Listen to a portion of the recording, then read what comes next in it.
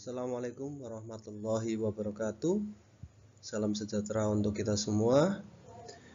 Bertemu lagi bersama saya Pak Nur Iswanto Kurniawan selaku guru Bahasa Indonesia kelas 7.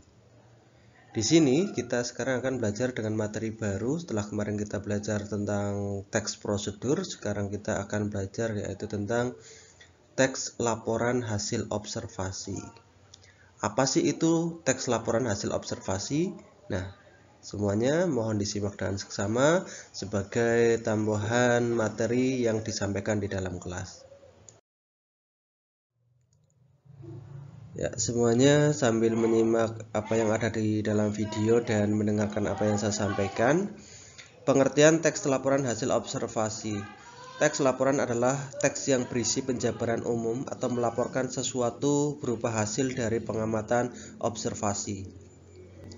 Teks laporan atau dalam bahasa Inggris juga disebut sebagai text report. Ini juga disebut teks klasifikasi karena membuat klasifikasi mengenai jenis-jenis sesuatu berdasarkan kriteria tertentu. Jenis teks ini mendeskripsikan atau menggambarkan bentuk, ciri, atau sifat umum general seperti benda, hewan, tumbuh-tumbuhan, manusia, atau peristiwa yang terjadi di dalam semesta kita.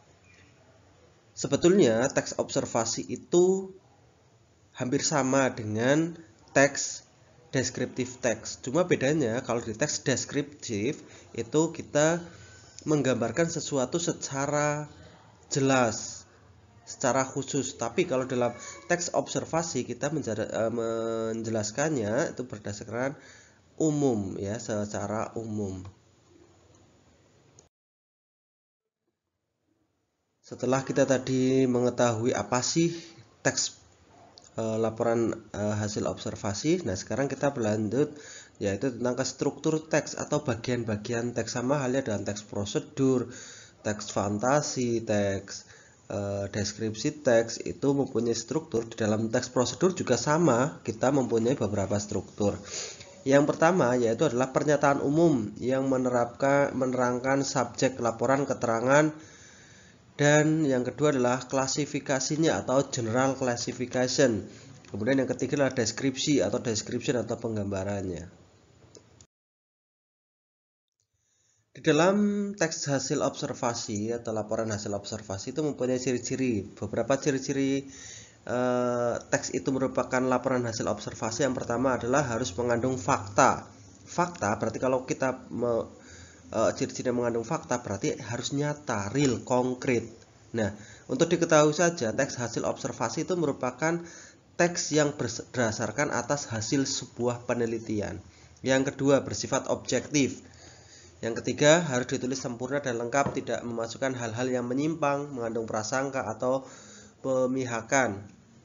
Jadi umum, tidak boleh memihak yang A atau yang B.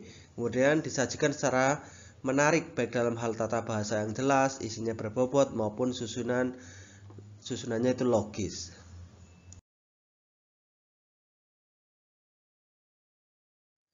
Pada umumnya, seperti yang tadi sudah saya singgung di depan, pada umumnya teks laporan hasil observasi itu memiliki bentuk yang hampir sama dengan teks deskripsi. Tetapi sebenarnya sifat kedua teks tersebut berbeda. Teks laporan menggambarkan sesuatu secara umum dan sesuai fakta apa adanya tanpa ada opini atau pendapat penulis. Sedangkan teks deskripsi menggambarkan secara khusus, unik, dan individual dan menggambarkan sesuai dengan sudut pandang penulis. Seperti contoh dalam judulnya saja, ayam peliharaanku. Nah, kalau kita menggambarkan ayam peliharaanku itu kan hanya kita menjelaskan satu, yaitu peliharaanku. Tapi beda dalam teks hasil observasi, ayam. Sedangkan di dalam ayam itu kan banyak sekali, ada ayam potong, ada ayam Jawa, ada ayam Bangkok, ada ayam chopper dan lain sebagainya. Tapi kan itu dijelaskan secara umum.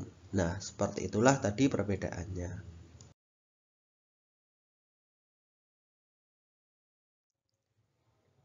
Yang terakhir dalam materi kali ini adalah tujuan komunikatif teks ya. Tujuan komunikatif teks ini adalah menyampaikan informasi tentang sesuatu apa adanya atau secara umum sebagai hasil pengamatan sistematis atau analisis yang dideskripsikan, dapat meliputi gejala alam, lingkungan, benda, buatan manusia, atau gejala-gejala sosial lainnya.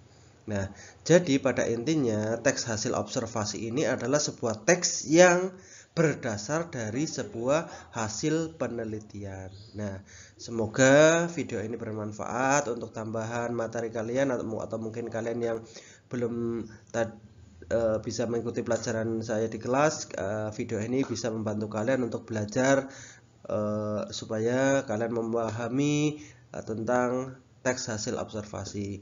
Nah, demikian dulu yang bisa saya sampaikan. Untuk video depan saya akan menambahkan yaitu tentang struktur kebahasaannya dari teks hasil observasi itu apa saja. Nah, sekian. Jangan lupa untuk belajar dan selalu menjaga kesehatan. Wabillahi taufiq wal hidayah. Assalamualaikum warahmatullahi wabarakatuh.